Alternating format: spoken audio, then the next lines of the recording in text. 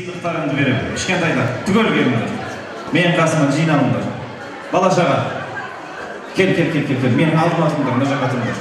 Сыйлықтарымды берейін. Кел. Бер кел, кішкентай балалардың бәрі келсін.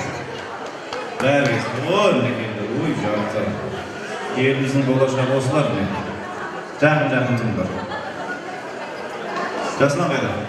Жәкел, сыйлықтарын берейін деп атым балалардың. Осында тұр өзім. Қазір не беретінімді айтайын. Танысайық жігіттер. Атың кім? Ержан. Кім боласың? Рахметтің. Өскенде кім боласың? Өскенде полиция. Полиция боласың. Ақша аласың ба? Я. Өй, қойбайдың. Кімнен аласың? Жол қызметкерінен. Жол қызметкерлерінен қарапайым халыққа тиісесің ба? Жоқ. Бандиттерді ұстайсың ба? Я.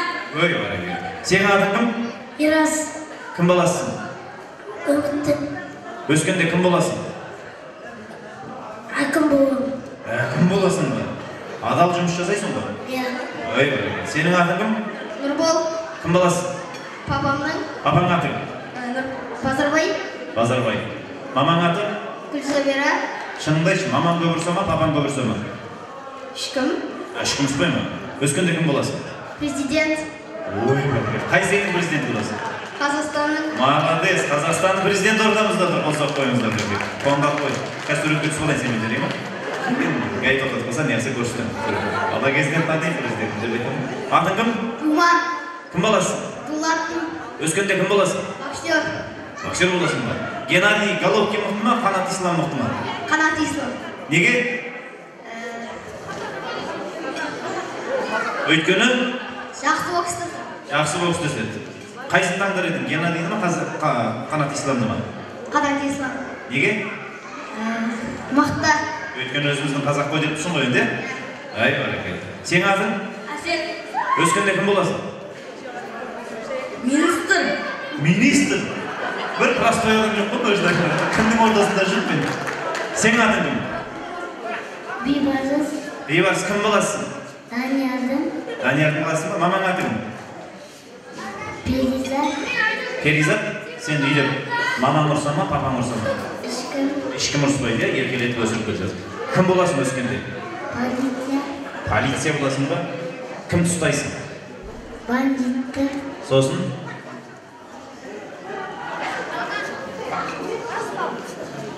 Сен атың кім? Бақыр. Кім боласың? Мүлік. Өскенде кім боласың? Полиция. Полиция. Екеуің коллектив екесіңдер, былай бөліп тұрыңдар. Коллега. Сен атың кім? Руслан. Өскенде кім боласың? Солдат. Кім? Солдат. Солдат боласың ба? Ой, барекелді. Еліміздің шекарасын күзетесің, е? Жетесің бе? Отанды қорғайсың ба? Я. Қайтып қорғайсың? Сен отанды қорғайсың ба? Я. Қайтып қорғайсың? Қытайларды кіргізбеймін. Ой, саясат балаларға дейін кетіп тұрайын. Сен ертең митингіге шығып кетіп жүрме, айналайын, жарайды. 26 күні деп жатыр ғой, ондайға бармам ба? Сен ше? Өскенде кім боласың? Ой, бокскер. Бокскер деген жоқта боксер, е? Боксер, боксшы демейді.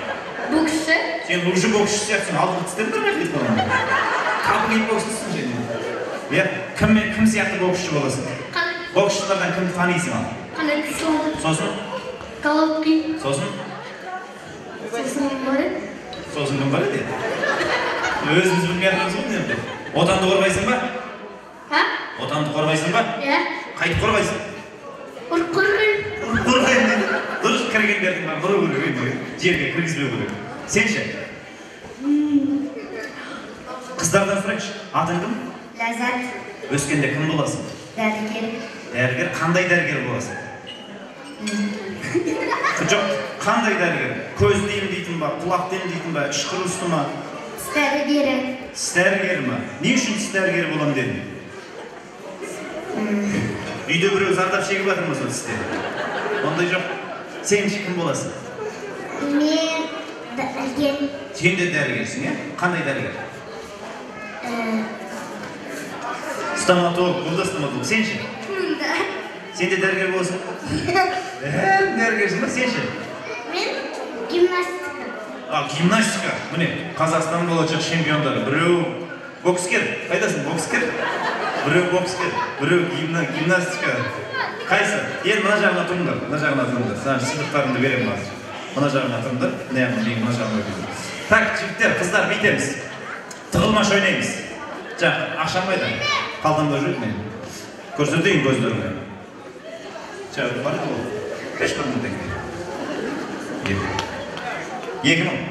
Тығылмаш ойнаймыз. Залдың ана жақ бөлігіне барып тығыласыңдар. Тойдың соңына дейін кімді іздеп табамай қоям? Мына 2 мың теңге соңы. Уәде. Кет, 10-ға дейін санайын. 1, 2, 3, 4, 5. Тығыл. Кеттім іздеуге. Тығыл! Жақсы болды. Қазір балалар сіздің реңіз береміз, расында да береміз, ішінен біреуін таңдап. Қазір бір тамаша тілек тыңдай. Бала шағаның шуылынсыз тыңдарған дұрыс қой деп есептедім. Өйткені елдің имандылық жолында санасынан сәуле тауып, солардың көкейіне исламның нұрын қондырсақ деп еңбек етіп жүрген азаматтар. Арғымақ атқа міндім деп артық топтан адаспа, қолына дәулет бітті деп жаманменен жанаспа. Бабың келіп тұрса да бауызғанмен таласпа, қатты болма туысқа, көшпелі дәулет мал ақша. Жұмсақ болма және де құрып түсір жұмсақ ағашқа, еңбегіңмен, ісіңмен, қайратыңмен, күшіңмен пайдан дейсін алашқа дейді. Мен біткен ойпаң жерге алас ағаш, демеймін жемісім ол тамаша ағаш. Қалғанша жарты жаңғам мен сенікі, пайдалан қажетіңе жарас ағаш деп кешегі Міржағып айтқандай, қайтсек осы қазақтың қажетіне жараймыз, қайтсек туралықтың жолына, ізгіліктің жолына бастаймыз деп еңбек етіп жатқан азаматтар біздің ауылымыздың мешіт жамағаты және де осы біздің той иелерімен бірге қажылық сапарында сапарлас болған ағайындар, Ділмұрат бауырымыз бастап ауылымыздың имамы және де Жақсымұрат мұхит қажылар бастаған барлық мешіт жамағатын түгелдей ортаға шақырайын. Бірге келіңіздер, бір ауыз тілек тамаша лебіз сіздерден. Тамшы,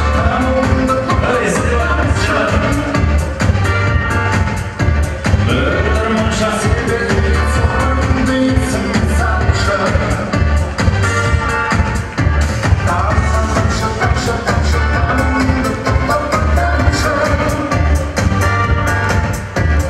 Астағы басын әнетке бүйсің амшы.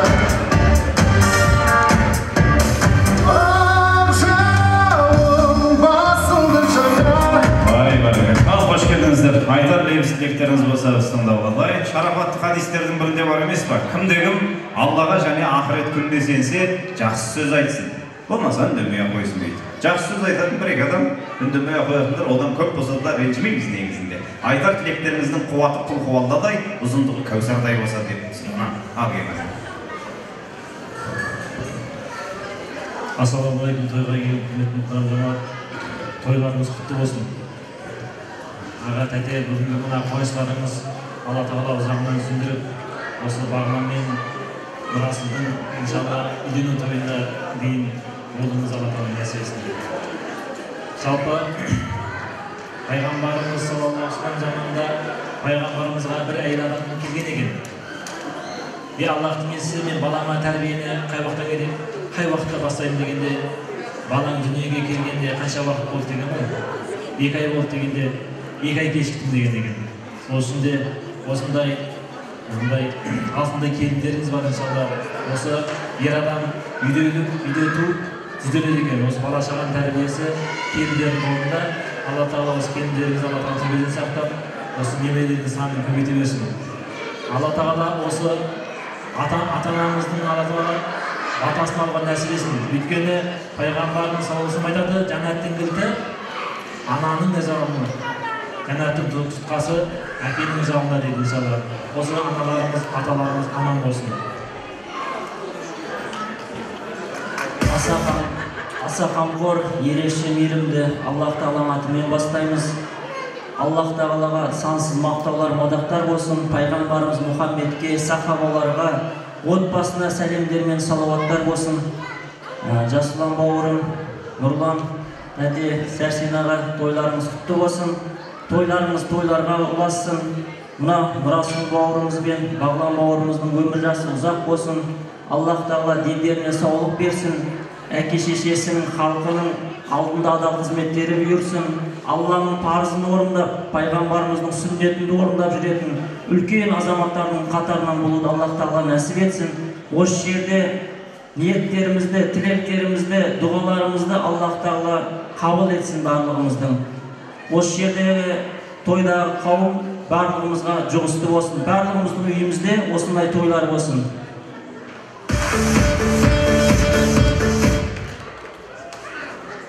Кәусәрде қысқа болды ма дейміз? Бауырымыз әлі жерлесім әлі Бауырмеген Қожамбеттің баласы. Тойларыңызға имам Қожамбет және Қамада Қожамбет бауырды көптір екен. Сол үшін де ұстанада басқара өткізді. Рахмет. Өрісінде тірісінде басқаратындар Қожамбет деп айттым неге көрдім. Анаңыз сыйлаңыз деп күшті айтты ғой. Анаңыз сыйлаңыз. Тания тәтем сыйлаңыз. Ол кісінің табанының астында жұмақтың кілті бар. Сәрсен ағамды да сыйлаңыз. Ол кісінің табанының астында ештеңе жоқ, бірақ сонда да сыйлаңыз. Мен ойлаймын, жұмақтың кілті ананың табанында болса, әкенің қабағында шығар деймін. Әкеміздің қабағын түсірмесек, көңіліне кірбің келтірмесек, онда жұмақтың қақпасы ашық шығар деп ойлаймын. Кезіндегі Шал ақынның айтқан тамаша сөзі бар. Мекке менен Медине жердің ұшы, алыс деп айтады ғой барған кісі. Атаң менен анаңды сыйлай білсең, Кағбаның өзі емес па, үйдің іші дейді. Жете алмаған адамдар болса, ата-анасының дұғасын алсын, Құдай нәсіп ететін шығар. Енді сіздерге билейіңіздер деп жатпаймын, сіздер ел билеп жүрген адамсыздар, дастархан басына бірге жайғаса қалыңыздар. Сіздер үшін билеп беретін біздің биші қыздарымыз бар. Рахмет.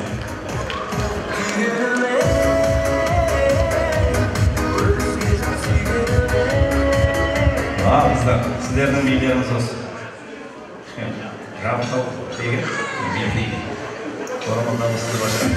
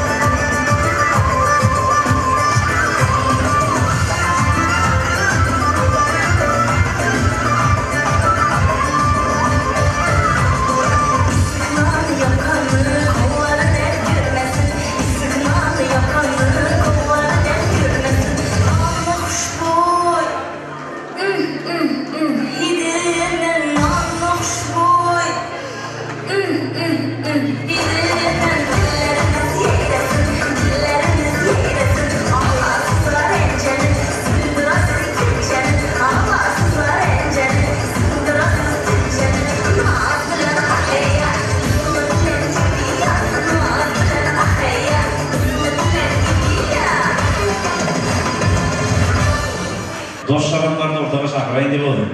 Молдамен жолдас болсаң, намазың қаза болмайды. Ұрымен жолдас болсаң, қазаның таза болмайды. Гаймен жолдас болсаң, светофорда қызыл өтесің, алқашпен жолдас болсаң, апталап күшін өтесің. Ғалыммен жолдас болсаң, көзің ашық болады. Залыммен жолдас болсаң, көңілің тасып болады. Диханмен жолдас болсаң, қырманың тасып толады. Дәрігермен жолдас болсаң, денсаулығың дыңдай болады. Жаманмен жолдас болсаң, жігерің құмдай болады.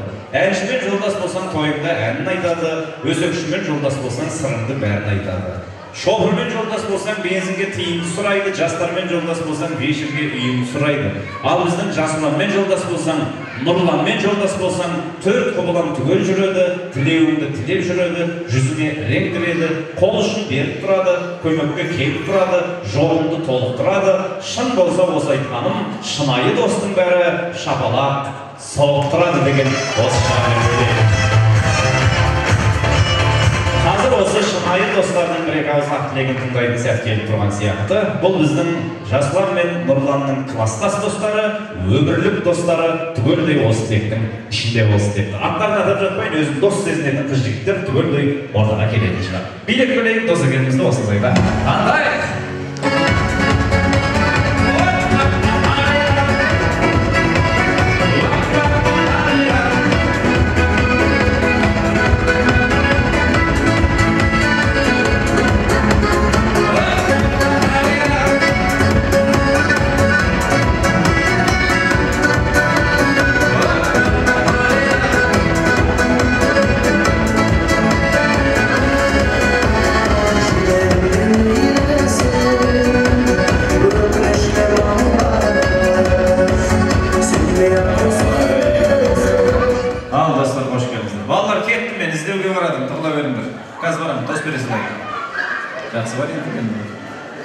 Klassdaslar var mı? Klassdaslar var ömürlük. Dostlar var, klassdaslardan endi var olsa birinci adamdan men starsiz söyleyişim. Birinci adamdan özüm oldu, jaslagan jarı saat söylep durjum. Siz tertip sektorma, tazalıq sektorma bir söyleyişim. Kimden başladı? Şeyden başlaydı. Jaslagan klassdaslardan dostlardan. Assalamu alaikum, alыс жақын келген қонақтар. Бүгінгі кешке алып мәселеміз Жасұлан досымның үйінде үлкен қуаныш той болып жатыр екен. Ne деймісің? Мұсылман болған құтты болсын. Осында ұл-қызға тәрбиелеу өсіре бер. Не айтамыз табылды? Құдай өмір жасын ұзақ қылып, сендерге адам қызмет етсін. Сол.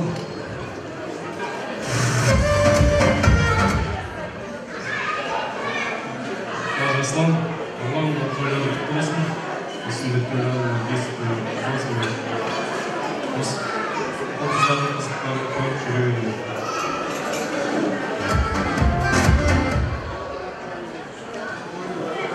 Ассалаумағалейкум достар. Ата-апамнан ұлдарыңыз бағланның мұрасының, бағланның сүндет той мұрасының бесік той құтты болсын. Той тойланбасын, осындағы достардың басында әрдайым жинала берейік. Барлықтарыңыздың отбасыларында осындай амандық, шаттық, қуаныш болсын, осындай той болсын. Сол үшін алдарыңызда астан алып қойыңыз.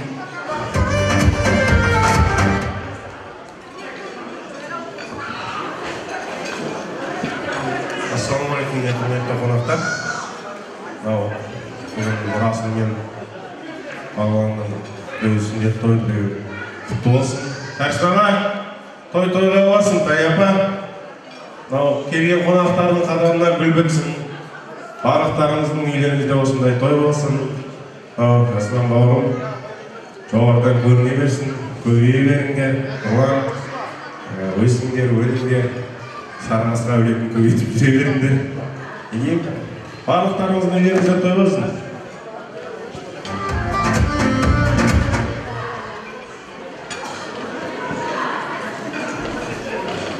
Басқаларымыз қосыламыз ба? Қосыла шаппай, қосыламыз дегендеріңізге рахмет. Кім бар? Айтып жүріңіз, сөйлеу керек дегендер болса? Иә?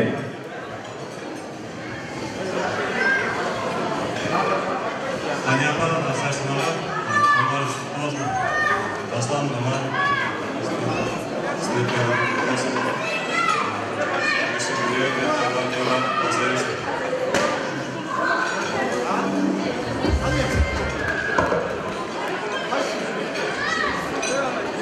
Басқаларымыз осы тектің қадамға іздеген екен. Көп рахмет. Суретке түсіп олай. Класстастарға, достарға үлкен алғыс білдіреміз.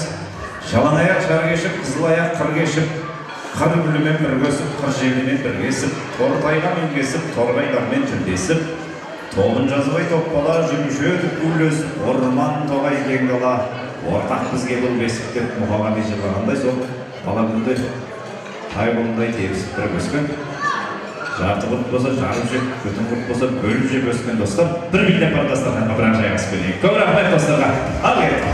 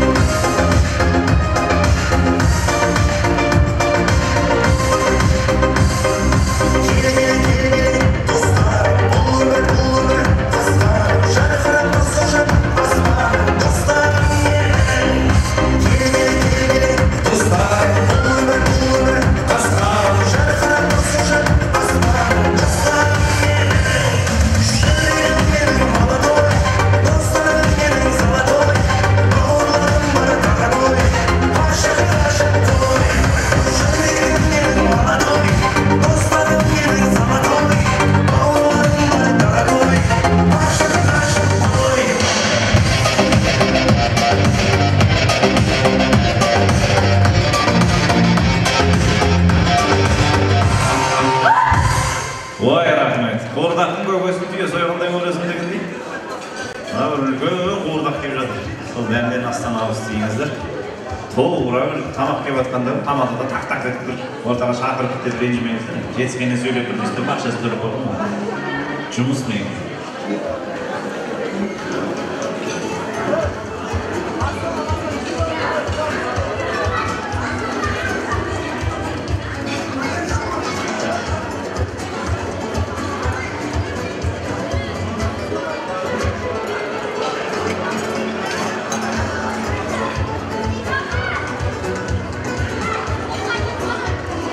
Bir, iki, üç, dört.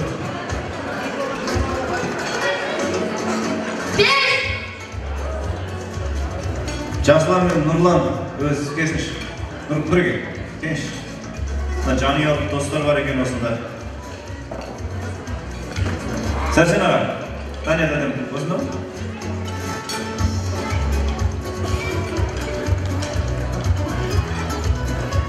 Сәрсен ағамен танияд. Келіңіздер. Той үйлерде бағана тойдың басында уайымдап жүр, кішкене көңілді орныққан сияқты.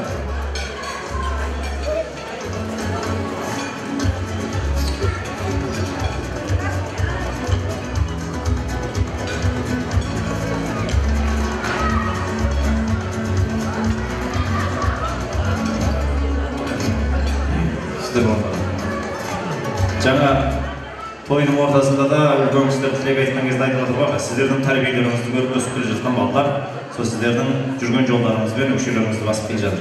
Жалпы шаңырақ көтергендеріңізге неше жыл болды ма?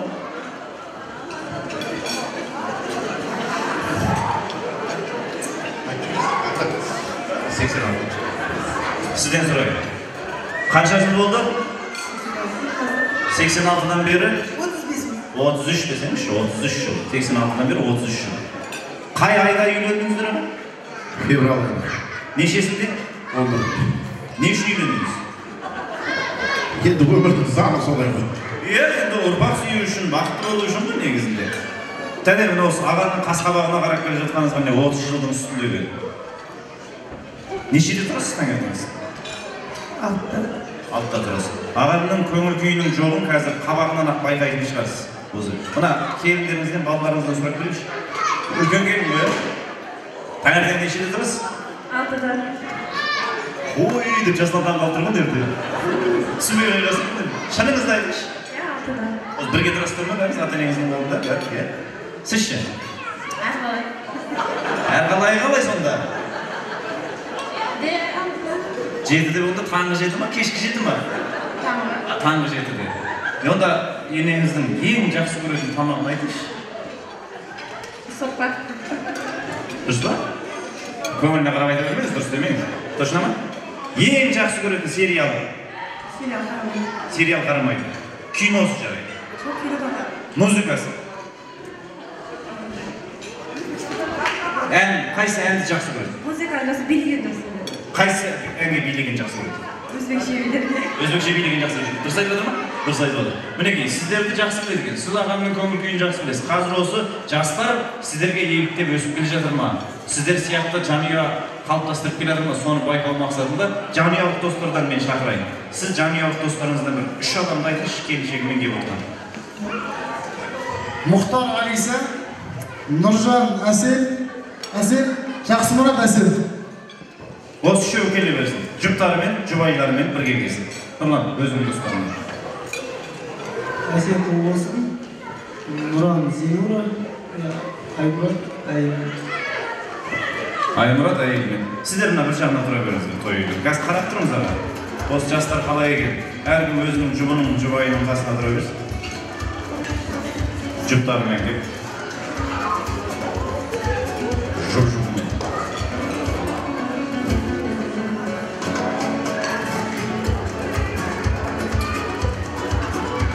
Так, жұптарыңызды қастарыңызға алып тұрасыздар. Жұбайларыңызды, оң жақтарыңызда тұрған дұрсын, ажырата бергенге дұрсын. Есіміңіз? Әсет. Әсет, үйленгеніңізге неше жыл болды? 2 ай болды. 2 ай болды ма? Нешеде тұрып жүрсіз? 7-де, нормально. Үйленгенге неше жыл болды? 4. Қанша бала бар? 2. Молодец, жыл сайын бірінде келіп жатыр екен. Нешеде тұрасыз? 7. 7-тен кешкейсіңдер ма? Таң атпастан тұрып дейсіздер. Сіз ше? 2 жыл болды. Неше бала бар? 1 бала бар. Ай, барекелді. Нешеде тұрасыз? 8-де. Көбейіп келатыр қазір, мына 12-ге дейін барады қазір. Есіміңіз? Мұхтар. Неше жыл болды үйленгеніңізге? 12. Неше бала бар? 3 бала. Үйге қонса 3 артық кішкене. 12 жылда 3 бала, нормально. Нешеде тұрасыз? 9-да. 9-да. 7-ді 9-ға барып қалдық. Дұрыс айтты, жұмыс болмаса не істейсің таң атпастан тұрып? Есіміңіз? Нұржан. Неше жыл болды үйленгеніңізге? 13 жыл. Неше бала бар? 3. Нормально. Қаншада тұрасыз? 7-де. Шынымен? Шын. Жарым қосыңызшы қайта, 7,5-да. 7-де ма? Сақат оянып кетесіз. Неше тұрасыз сонда? 6,5-да. 6,5-да дейді. Кейін кетіп тұрады. Неше жыл болды үйленгеніңізге? 13 жыл. 13 жыл. Неше бала бар? 3 бала бар. Ай, барекелді. Нешеде тұрасыз? 6-да. 6-да тұрып не істейсіз ол? Таң намазын оқимын. Молодец. Таң намаз алды ма қазір? 5-тен елі тұрып кеткен кезде кіреді, иә? Сөзді алдыға дейін дәрет алып, етпейді, қабыл болсын, Құдай қабыл болсын. Енді мына жігіттер ар жаққа қарай өтеміз. Қыздар қалсын, жігіттер ар жаққа қарай өтіңіздер. Қазір жаңа айтып отырмын, қас-қабағына қарап, осылардың білем екен бір-бірін деп. Әркім өзінің жұбына қарама-қарсы тұрсын. Ар-жақ тұра беріңіздер, ар-жақ. Ортасына қарай. Оңай. Ана сыйықтарға емес, оны бересіз айтып отыр. Ең жақсы. Жұптарыңызға қарап тұрыңыздар. Әркім өзінің жұбына, жігіттер ар қарап тұрамыз. Ар қарап тұрамыз. Осы келіншектеріңізді дауыстарынан танимын екенсіздер көрейік. Қазір қыздар тек қана алло деп айтамыз. Егер дауысынан танысаңыз, жұбайыңызды бері қарайсыз, сеніміңізді берем, пожалуйста отыра бересіз. Дайынбыз ба? Бастайық. Тек қана алло деп айтамыз. Алло. Емес дейді. Ей! Ой! Бәрі жеткенбіз жоқ байқа. Тағы. Алло. Емес. Алло. Алло деп атыңыз. Алло. Ой! Ей! Үшінші тұра көрмесін, керек жоқ. Алло. Давай, дәріс жалғастырамыз. Алло. Емес. Алло. Жоқ. Бұлардың арасында жоқ деп тұр. Алло. Емес. Алло. Олар аллоға қарамай тұрса, бейт қосылайыншы. Алло, қайда жүрсің деп қосыңызшы. Ресми қарайды көрсін. Алло. Қарап қойды ма? Келесі. Алло. Біреуі ғана, ол ана біреуі. Дәкенсі тартма жекірді. Келесінен көрейік. Алло. Жазбай танымда. Жазбай танымда. Алло. Емес. Алло. Емес. Алло.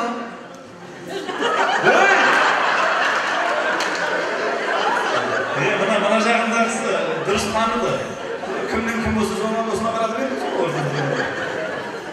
Алло. Осы жолы. Алло.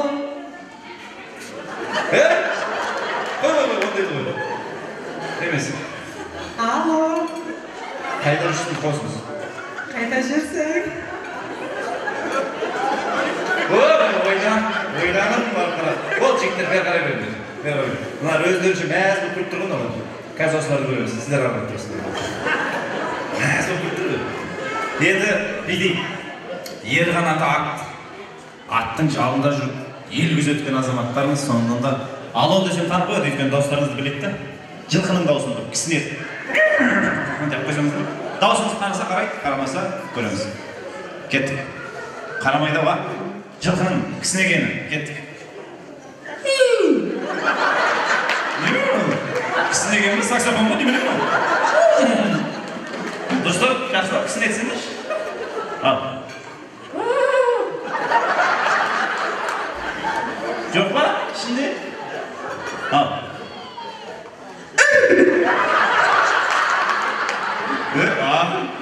Кек сайғыр екен. Қайдарамын.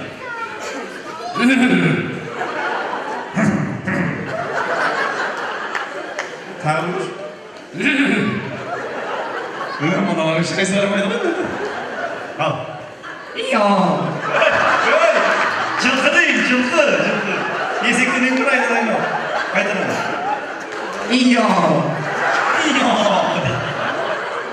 Жоқ, бұның ішінде жоқ болып тұр. Бар ма? Болды, жылқының дауысынан танымайды, кішкене күлсін деп не қойдым. Жаңа тура өздеріңіз сияқты. Алау деп қана көрейік. Егер тауып атса, кішкене көңіл көтерейік деп, қисық сөз күлгенге жақсы деп жасап жатқанымыз ғой. Жылқының дауысын танып жатырмыз. Алау деп қана айтамыз. Тапса қарайық. Алло. Жоқ.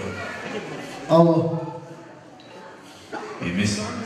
Алло. Емес.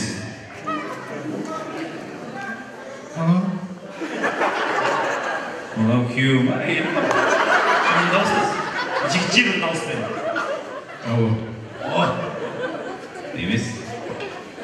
Алло. Жоқ дейді. Алло. Точно, болды бері қарап тұра береміз. Қалғандарға қарап тұра, тапқандарға, тапқан қалады, таппағанына. Ар жақта әне мана сыйлықтар дайындап отыр. Алло. Айтпаймыз. Өй! Жеткеніміз жоқ сізге. Ана, бері қарағанда сәл бір адым алдыға тұрмыш. Айтып қояды екен айтып. Алло. Емес. Алло.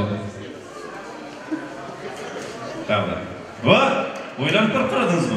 Сіз де бері қарай шығып тұра беріңіз. Күйеуің дауысын танып отыр ғой? Вот так. Алло. Бар ма? Алло. Жоқ. Алло.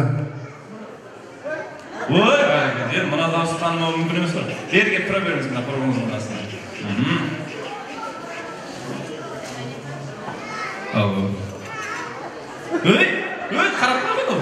Ол қарап қойған үшін. Алло. Жоқ дейді. Алло.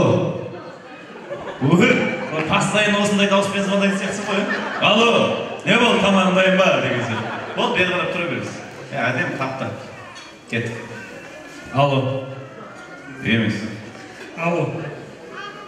Бірден тапты ғой осы жолы. Дауысыңызды таза таниды екен. Ал соңғысын көрейік еді. Алло. Емес дейді. Алло. Емес. Алло. Бәрекелді, міне таза тапты. Ана сыйлықтарды әкел. Сыйлықтарды әкел. Қыздарға емес, жігіттерге береміз. Жоқ, ол емес. Ана шайнек тастап кет. Шайнек тастап кет. Тағы бір сыйлық бар. Табағы бар жерде. Так. Әйеліңізге соңғы рет қашан сыйлық жасадыңыз? Күнде жасаймыз ба? Күнде не сыйлайсыз сонда? Шемішке кіресіз ба? Не қыласыз сонда? Жоқ, айдамаймын. Айдамайсыз ба? Сіз ше? Қашан жасадыңыз? 8 мартқа деп бар ма? Бар ба? Беріп тұрасыз. Соңғы рет қашан сыйлық жасадыңыз? Бүгін. Не бердіңіз? Көйлек әпердіңіз ба тойға? Сіз? Әйелім қызым босанған кезде. Қызы босанған кезде бәрекелді дұрыс. Сіз? Бүгін жасадыңыз ба? Не бердіңіз? Айтпаймын. Не сыйлағасында сонда айтпаймын деп. Ал? Бір апта болды. Бір апта болды. Дұрыс. Енді ол не сыйлады деген ол мен арнайы бір білейін деп айтып жатқаным жоқ. Мына ішінде жоқ па? Мынау сізге. Мынау сізге. Мынау да сізге. Мынау сізге. Мынау сізге. Мынандай тура біреу менде бар. Міне бар екен. Бұл сіздерге болғанда келіншектеріңізге өз қолдарыңызбен бүгін бір сыйлық жасаңыздар. Өйткені сіз бір-біріңе сыйлық жасаңдар, ол жүрекке махаббат ұялатады, мейірім орнатады дейді. Сондықтан да осы келіншектеріңізге деген сыйлықтарыңыз болсын, табыстап қойсаңыздар болады. Ал қанекей, жігіттер табыстап сол ортада қала беріңіздер. Махаббаттарыңыз берік болсын, мәңгі болсын.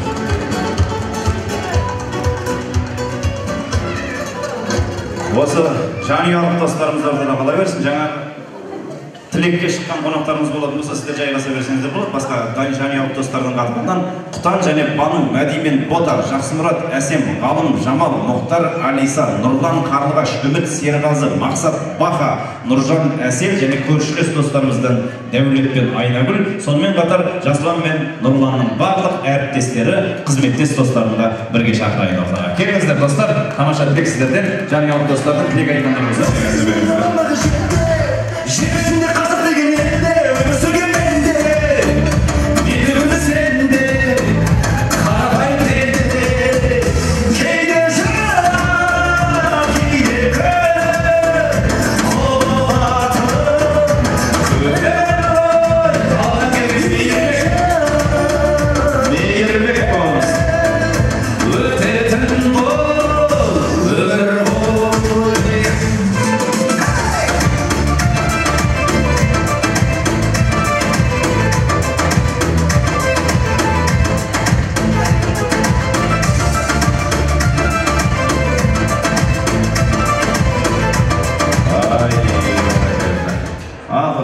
Коллектив келді ма?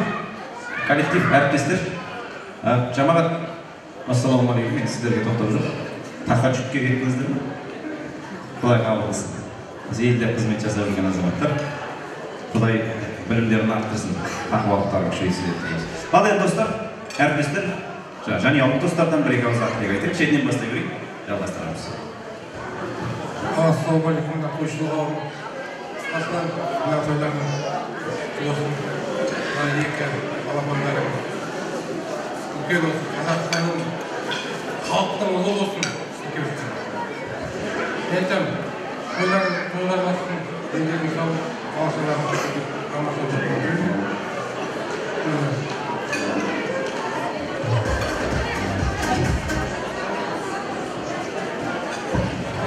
Ассалаумағалейкум, қойшылығы.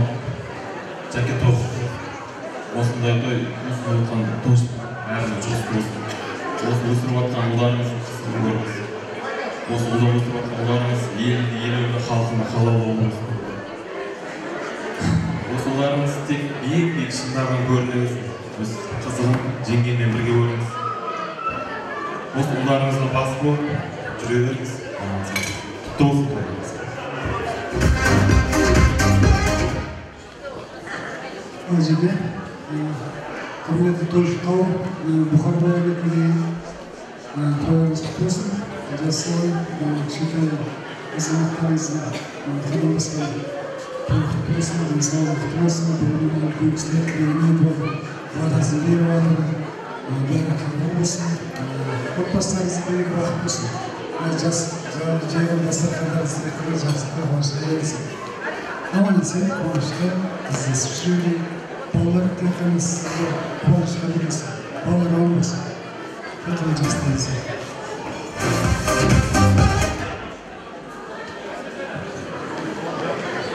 Жасылан бұған балалардың туғанында құтты болсын. Тойлар құтты болсын. Тойларына той басып, біздермен дастархан жайымызда қашанда осылай жақсылықта кездесе берейік. Бала-шағалардың қызықтарын көріп, осылай әрқашанда ойнап күліп жүре берсін.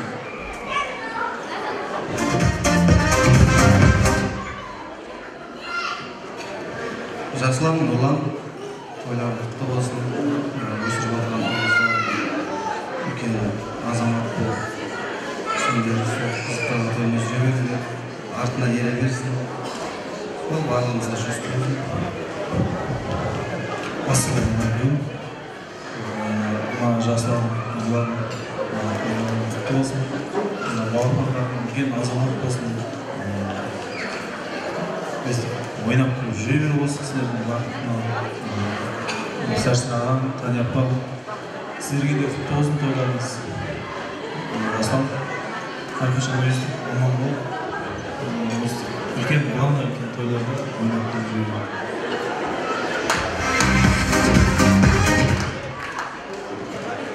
Ассалаумағалейкум, кеш қонақтары және де бүгінгі тойдың иелері.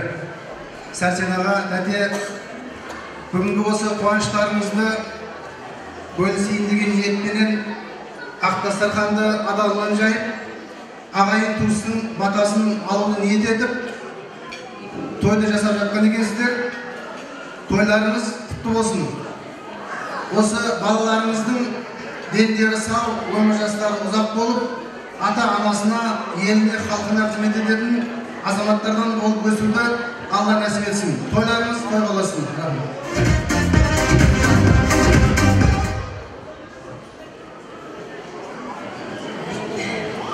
Сәрсен Таня, бүгінгі үлкен жасап жатқан тойлар құтты болсын. Үлкен кішкентайларымыз үлкен азамат болсын. Еліне елеулі, халқына қалаулы бір жақсы иманды азамат болып өссін. Не дейді мына жерде? Бір жағына коллективке де жатамын мына жерде. Мына Сәрсен менің жолдасымменен құрдас. Жасылармен енді коллектив шығармыз. Бірақ та бұл жердің ішінде Нұрлан мен Үміт, Нұрлан менің жеке бауырым. Нұрлан тезкам, айтады ғой тауып алған деп. Сол мен орыста енді қазақша қайтып айтатын білмей, орысша названный брат дейді ғой, бұл менің названный братым. Аман есен болыңдар. Жасылан, сендерге бақыт тілеймін, денсаулық тілеймін, махаббаттарың мәңгі болсын. Уақытына кішкентайлар, сендер әке-шешелеріңізді Сәрсен, Таня өте жақсы керемет ұл тәрбиелегенсіңдер. Екеуі де сондай жақсы, керемет, кішіпейіл, үлкеннің алдын кеспей, кішіні кішідей сыйлайтын, сондай бір жақсы осы өмірге дүниеге ұл әкеліпсіңдер. Мына сол енелердің жолын беріп сендерде екеулерің бағила өмір. Сондай керемет жақсы бір келін болыңдар. Мен сенемін сендердің сондай болатын, жақсы келін болатындарыңа. Мынандай қызықтарын көріңдер кішкентайларың. Аман есен болыңдарына үлкен қауышын, үлкендердің бәрі баталарын беріп жатыр ғой сендерге. Соның Құдайдың құлағына жетіп аумин десін. Бақытты болыңыздар барыңыздар, заманымыз тыныш берекелі болып, осындай тек қуаныш, жақсылықта барлықтарыңыз бас қосыңыздар.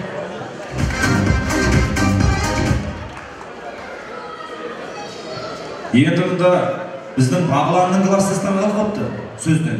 Думан деген сол класстастарының артынан сөйлейін деп келіп отыр. Кел ау. Бағлан досым, сендер тойың құтты болсын, аспанда қанша жыл тұрады, сонша өмір тілеймін. Класстастарының артынан да кесінші? Класстастарының артынан. Ой, рахмет. Енді мен жаңа Жасылан мен Нұрланның дегенде мүмкін жанұялық бірге достар болып шығатын шығар деп ойлаймын. Біздің Бағиланың да әріптестері бар екен, қызметтестері. Үміттің де құрбылары болса, осы тілектің қатарына қосылсаңыздар болады. Сіздер ортаға келгенше мен ана бақытты билеттердің екеуін, үшеуін ойнатып жүрмін, соңғы жаңа ML-ді ойнатып жіберейік, осы жерде елдер кетіп қалмай тұрған кезде. Шетінен бастап біреуін ауыз беріңізші ме? Ой, біреу. Бағиланың әріптестері, сіздер де келе беріңіздер. Бұл бақытты билеттің иесі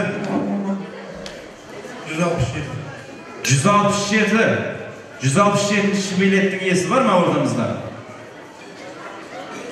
Кәне? Бар екен? Қайсы көрейін? Өзіміздің арамыздан шыққан қандай жақсы olur. Иә, 167. Әкелдім.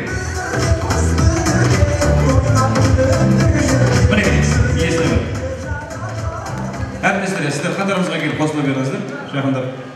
Келесісін тауыстырып жүріп, шетінен өзіңіз. Ой, бір.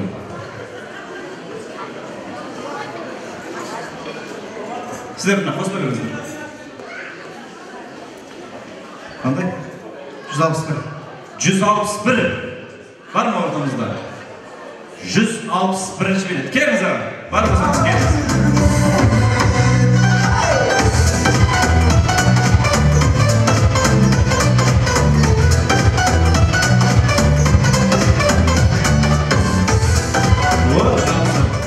Мінеке. Мына шайнек. Жоқсыз, бағана фен алдыңыз еще, е? Бұл кісі емес пе? Е. Онда жаңағы ML-ді осы жерде жіберейік, елдер қайтып кетпей тұрғанда. Енді мынау өзің мәшінен өз қолыңмен аласың, сапырып араластырып жүрмеші ме? Өздері жасап отыр екен деп ойлап қалмасын. Түсіп қалғандарды салыңдар. Ой, соның біреу шығып қалып қалсын. Қабая деп жүрмесін. Не бой біреу, ал? Так. Қанша дейді? 216. 216. Бар ма 216 билеттің иесі? Кәне? Кел.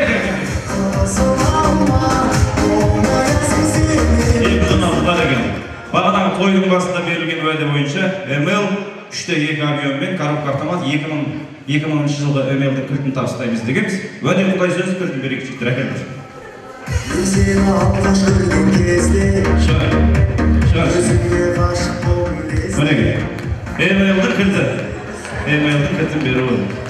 Өзім береміз деген кілтін береміз деп, главный ең бастысы. Бер, құтты болсын. Енді той иесіне подарок етіп жіберем десеңіз, ол өзіңіздің еркіңізде, ала кетем десеңіз таптырмайтын нәрсе. Құтты болсын. Енді әріптестер келіңіздер, жаңа біздің Бағиланың әріптестері бар. Бір-екі ауыз тілек болсын.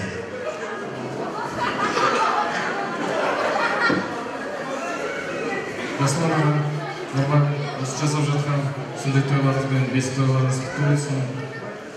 Отбасыларыңыздан, шаңырақтарыңыздан шаттық кетпесін, ешқашан осы тәрбиелеп отырған ұлдарыңыз қуанышын көріңіздер.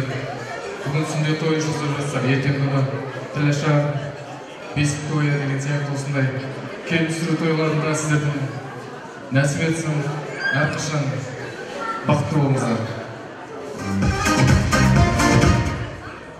Саламатсыздар ма, құрметті қонақтар? Сәрсен, Таня, құтты болсын жасап жатқан тойларыңыз, орындасын арман тілек ойларыңыз. Немеренің бар бірінші мақсатыны сүндет тойын ақтап, шөбері мен шөкшекті ары қарай жалғастырып тойлатыңыз. Жасұлан, Бағлан, Нұрлан, сендердің балдарың әлі артта, әлі қалай бала болады. Мына Бағлан өзінің тәрбиелеген балам. Жаман бала болмайды. Оның артынан ерген інісі де сондай болады деп ойлаймын. Осы отырған қонақтар барлықтарыңызға жақсылық, осындай той тілеймін. Тек қана тойда кездесейік. Бағиламыз аман-есен босанып, тағы тойға келейік.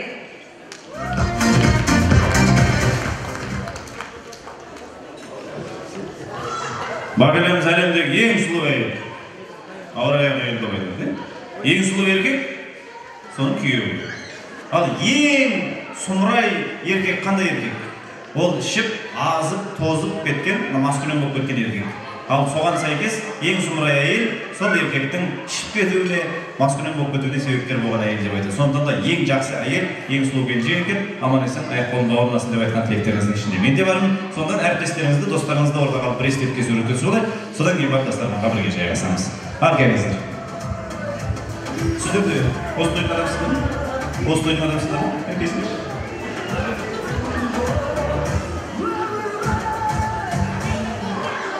Қайсы? 74 және 196 нөмірлі билеттер. Тастап кетті ғой. Шықпай дау деген ойларына.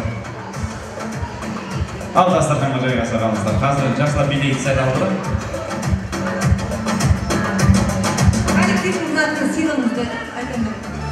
Әріптестердің артынан сый-сияпатымыз бар, табыстап қоюға рұқсат етіңіздер.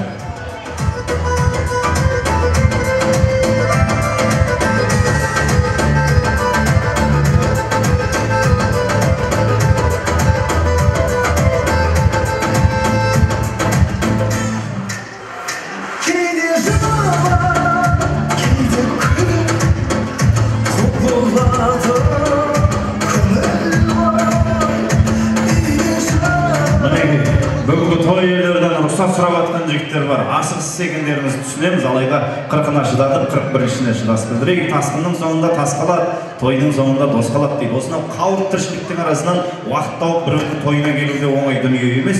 Бірақ сол сіздердің көңілдеріңізді, бет-беделдеріңізді сыйлап, бүгінгі тойға келіп отқан ағайын туысқанға сіздердің де айтатын сөздеріңіздің бар екенін мен жақсы білемін. Той бастар табақтарын орта қалдыртсам, той иелерінің тілегі тыңдалмай қала ма деген қауым жоқ емес, абыр-сабырдың үстінде. Сондықтан той бастарды сәл кейінірек шегере тұрып, той иелерінің бір ауыз тілегін тыңдап алайық.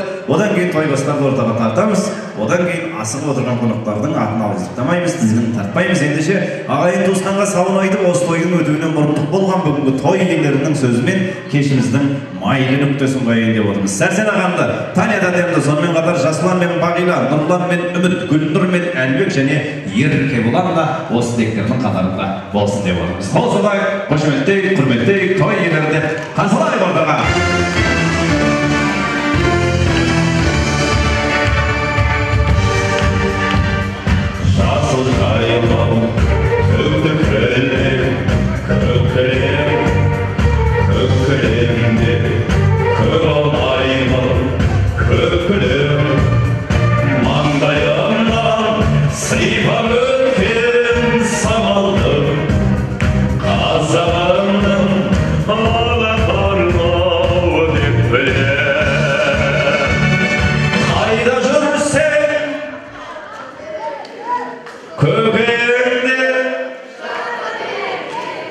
Gönlüm özü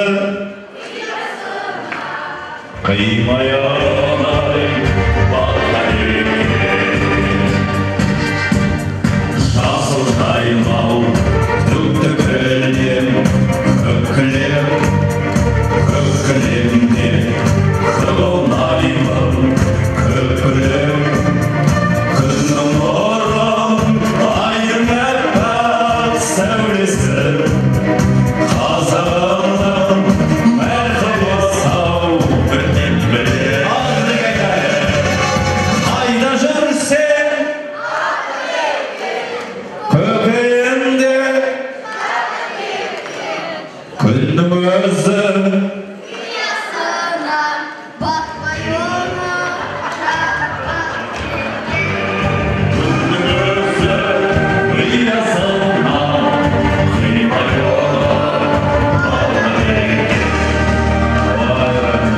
Sözün жатта бар. Батпай оны бата деген емес, қимай оны бата деген.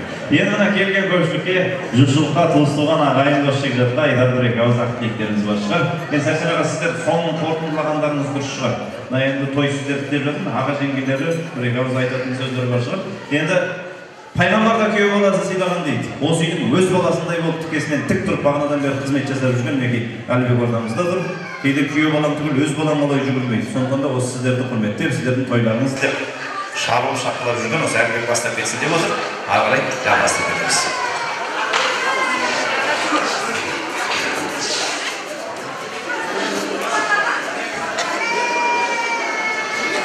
Той барлықтарыңызға құтты болсын.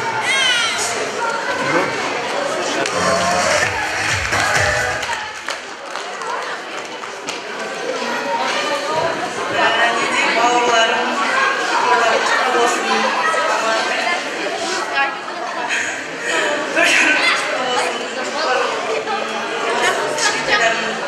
Дендері сау болсын, өмірлері ұзақ болсын. Өмірде барлық жастықты тілеймін сендерге. Әрқашан өз программамызда күні бойына жүре беріңіздер. Дендеріңіз сау болсын, сіздердің арқаларыңыз болсын. Жамағатқа рахмет, келіп жатқан, көмектесіп жатқан, туған туысқандарға түн аяқта осы той болады дегеннен бастап әйтеуір жүгіріп бізбен бірге. Рахмет, сіздердің үйлеріңізде той болсын. Бауырларым тойлар қобалжып тұр.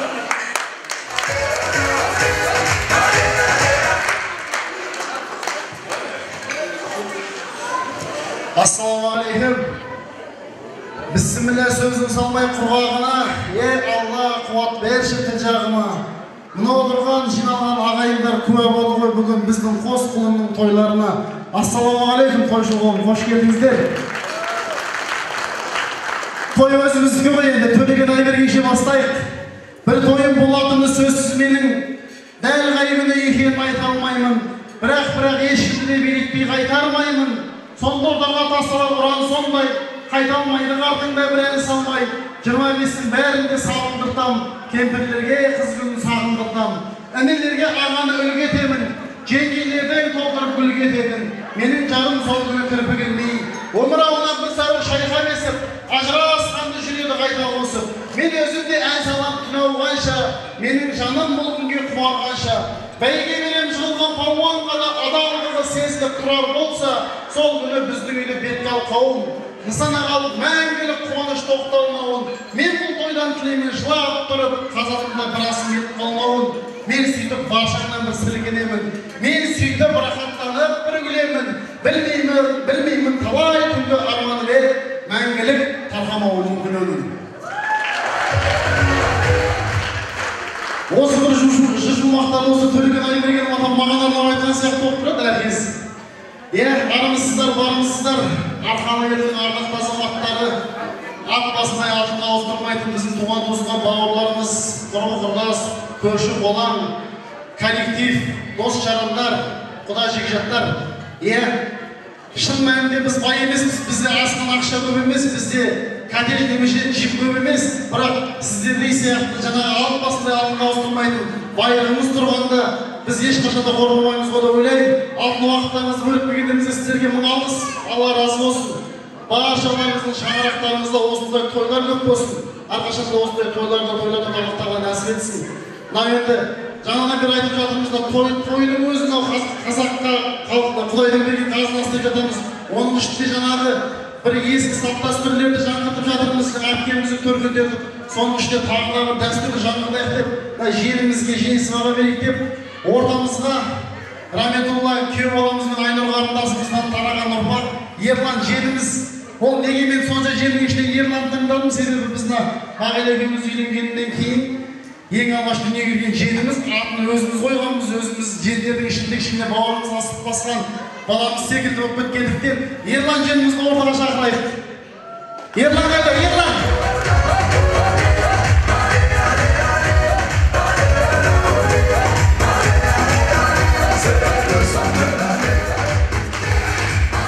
Ал Ерекенің аты құтты болсын. Бұл ат жем сұрамайды, шөп сұрамайды. Бұны бақпайсың, тек қана айдайсың. Рахмет, Алла разы болсын. Сізге де рахмет. Рахмет ағай.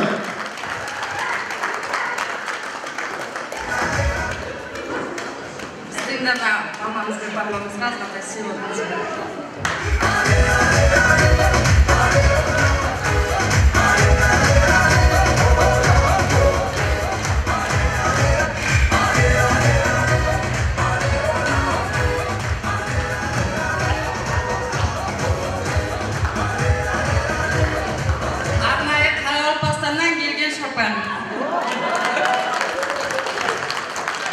Рахмет. Туған туысқандар, жаңа да жоғарыда айтып жатырмыз ғой. 40-тың бірі Қыдыр, 10-ның бірі Уәли деп ағашыларда айтып жатыр. Барлықтарыңыз келген қадамдарыңызға гүл бітсін. Сіздердің айтқан тілектеріңіз иншалла Алла тағаланың періштелерінің құлағына шалынып қабыл болсын.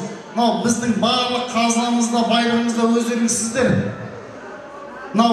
Бір жерлес Тәуелбайдың ақыны Айтуар Сабиров деген жақында дүние салған ақын бауырымыз бір қазынам деген өлеңінде былай жырлаған екен.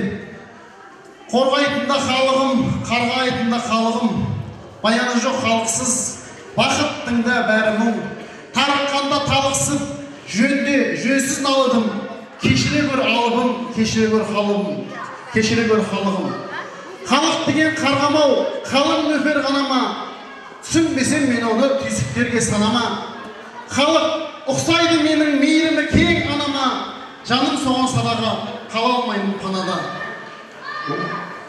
Деп, құрметті қонақтар, сіздердің алдыңызға басымыз дейміз. Бізді осындай дәрежеге жеткізген ата-анамызға үлкен алғысымызды айтамыз, ол кісінің алдында басымыз дейміз.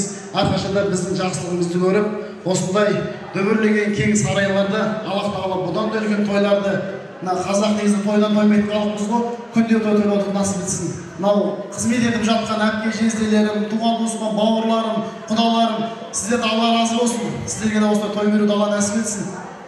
Бәке, Болатбек бауырым, саған Алла разы болсын. Сізге де осындай тойлатуды нәсіп етсін. Біз сонда қызметте болайық, иншалла. Рахмет.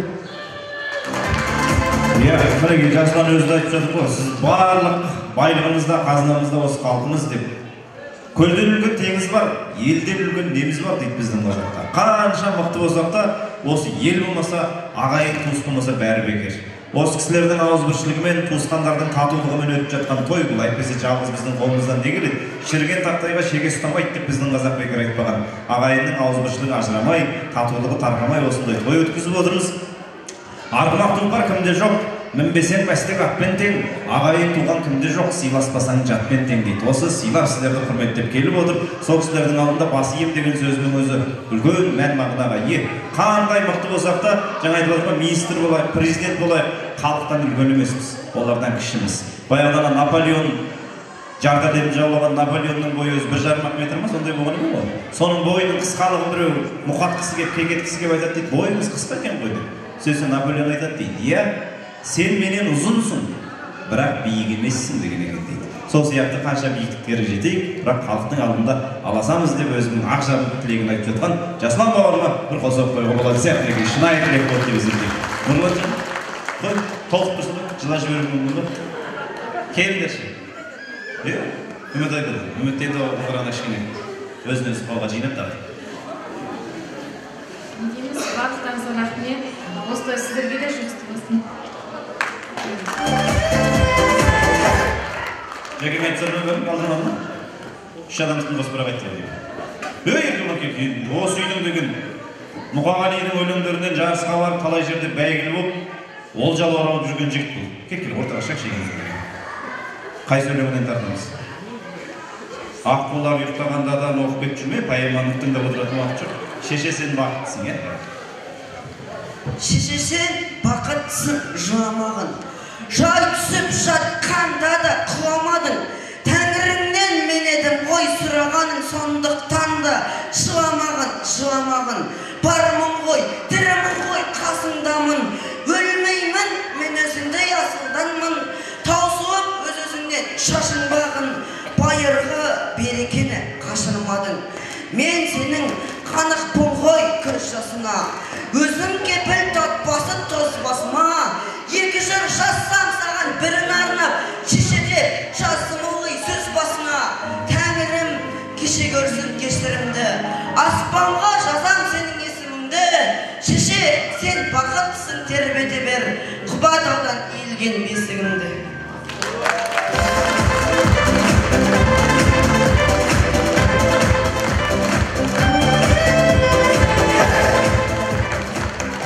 Тұнш тұрған балан жылады болды ма? Кел алды. Айтпайсың ба? Ай, бәрекелді. Енді осы балалардан, осы біздің кішкентайларымыз сияқты бақытты ешкім жоқ бүгінгі күні. Атаң болған қандай жақсы, көзі ғой ол көненің. Әжең болған қандай жақсы, құрт пенен май жегенің. Әкең болған қандай жақсы, сүйенерің, сенерің. Анаң болған қандай жақсы, орындалар дегенің. Ағаң болған қандай жақсы, өр мінезді табанды. Әпкең болған қандай жақсы, асқақтатар бағаңды. Інің болған қандай жақсы, бірге басар қадамды. Қарындасың болған жақсы, түзеп берер жағаңды. Жарың болған қандай жақсы, мінезіңе төзімді. Балаң болған қандай жақсы, сыйлар ғажап сезімді. Досың болған қандай жақсы, айтпай ұққан сөзіңді. Туыстарың болған жақсы, құрметтейтін өзіңді. Адам болған қандай жақсы, сан сынақты жеңетін. Адал болған қандай жақсы, жан шуағын төгетін. Бақыт болған қандай жақсы, көп күттіріп келетін.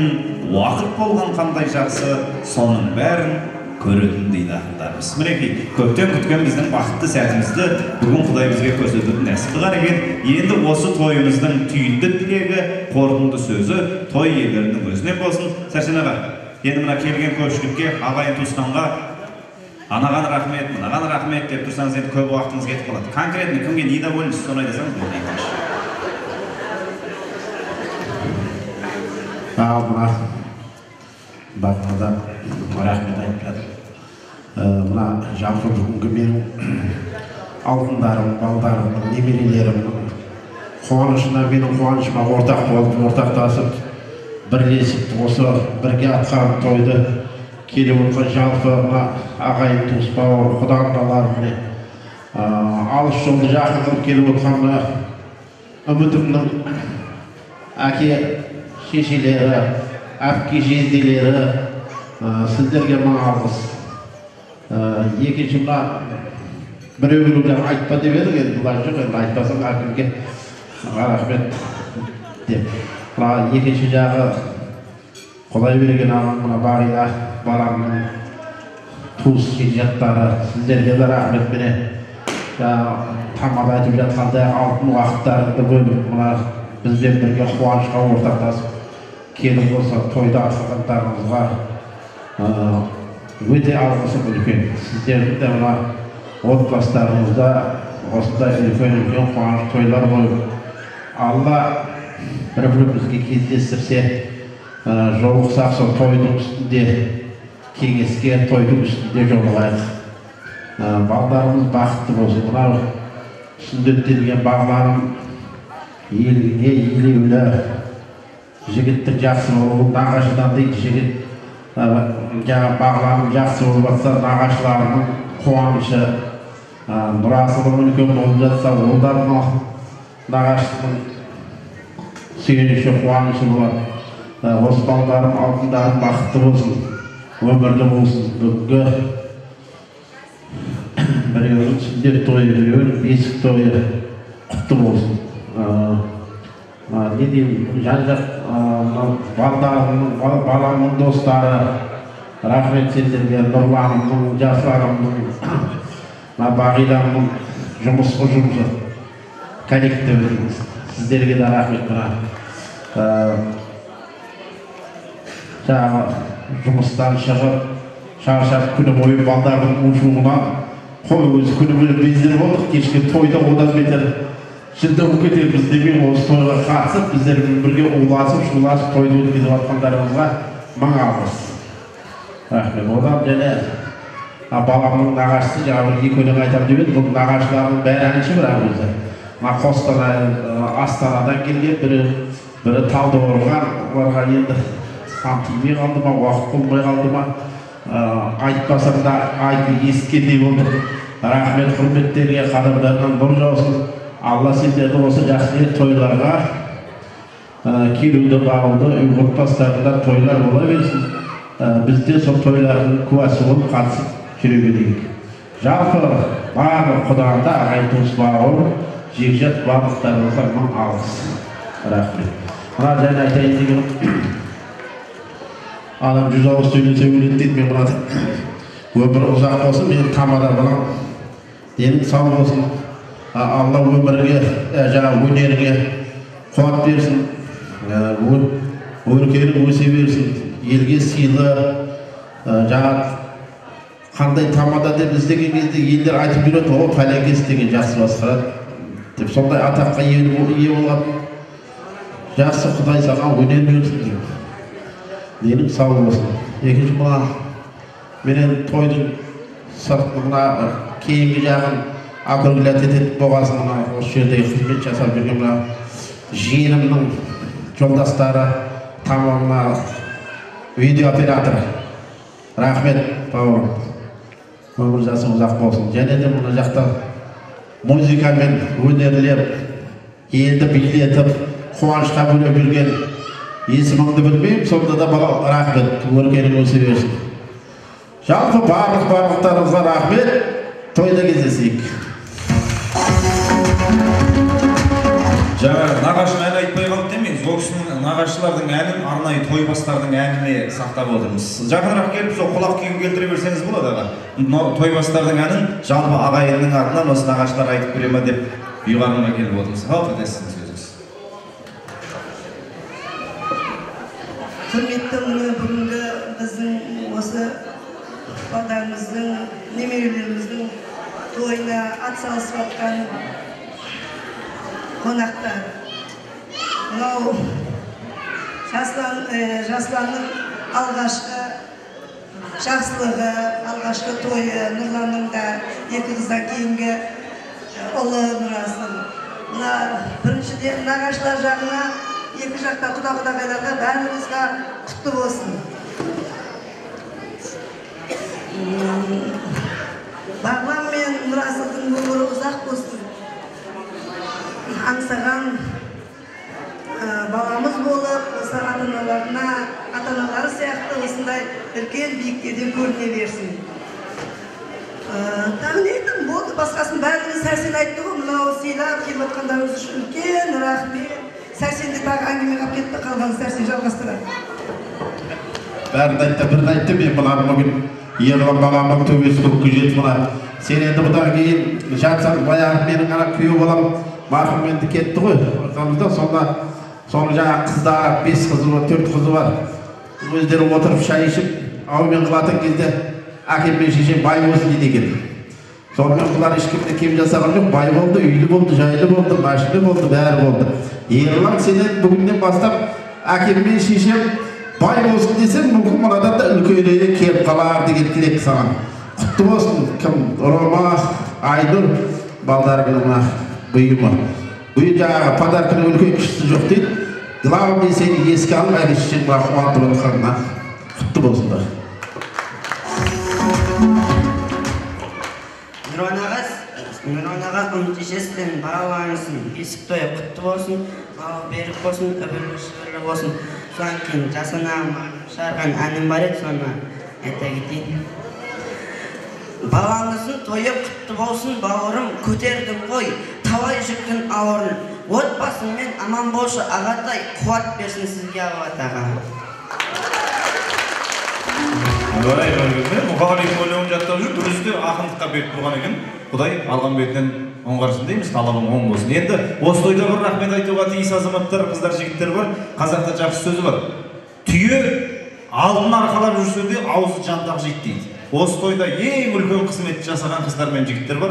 Азғантай ғана жалақы алады. Мен жетіскенден жүрген жоқ, ата-анамызға салмақ түсірмейік, өз ақшамызды өзіміз табайық деп. Баланың жұмысы білінбейді, тайдың жүрісі білінбейді деп жатыр. Осы тойдағы дастарханымыздың сәнін келтіріп, суымыз ортайып баса толтырып жүрген, зыр жүгіріп жүрген мына қыз жігіттер тұрар жағымызда, қызметтер. Мерейлер өсіп басын, бір қосақ қойыңыздар. Еңбегінің жемісі болсын. Ата-аналарының көз қуанышы болып жүре беріңдер. Енді мына той үйлері сөйлеп, осыны той бітіп қалды екен деп ойламаңыздар. Той өзіміздікі. Билейін десеңіздер, би бар, қонам десеңіздер, үй бар, Құдайға шүкір дәріс жалғастыра беруге болады. Әзірше біз естелікке бір суретке түсіп алайық. Жанұялық. Жақын тұрған мына жиенге мінгізген тайымыз ғой. Бұрындар енді тай мінгізіп жататын, қазір қала болса тайды мінгізіп велосипед. Құдай құдай. Оның соның әңгімесі ол, тайын сұрақсы ол көрек көрген есі ол көрген.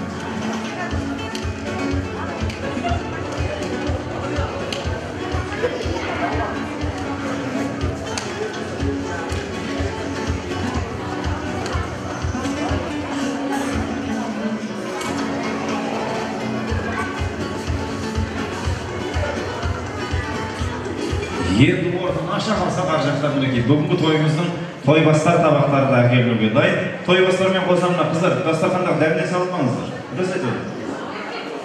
Ертең ана тамақты жылытып жейіп отырып, үйде тойда әңгіме боламыз. Күшті емес. Үйге барып май-май болып қойған алман жеп отырған қандай керек деймін. Шетіне торт жағып қалған бауырсақты жеп отырған өзі ресейді қысылады. Сіздер үшін жайылған дастархан. Тойбастар табақтары әкелінсін ортаға. Ал кетті көш керуені. Тойбастардан көш керуені.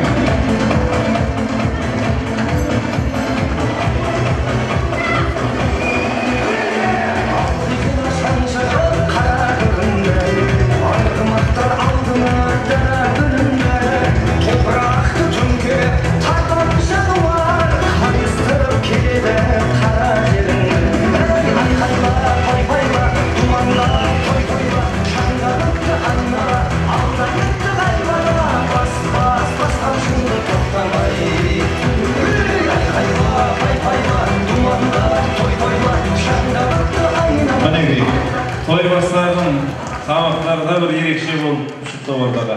Ана камазына таласқамай, дұрыстап бөлбаңыздар енді. Құрдатын болса қыртып, жырдатын болса жыртып, таласпай, тармаспай, әйелдер алатын матаға еркектер жармаспай, дұрыстап бөлбаңыздар.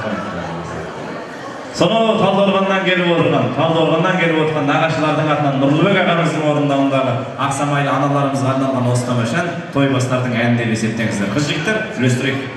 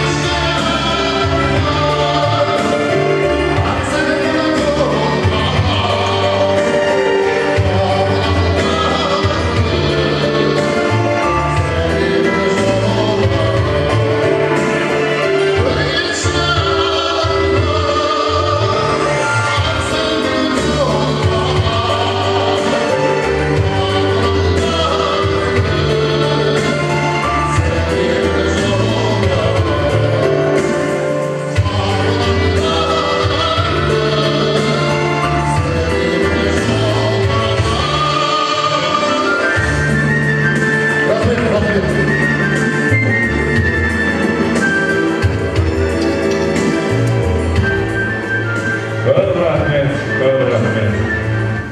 Енді үлкен кісілердің барлығы дастархан басынан көтеріліп тұрып жатқан секілді.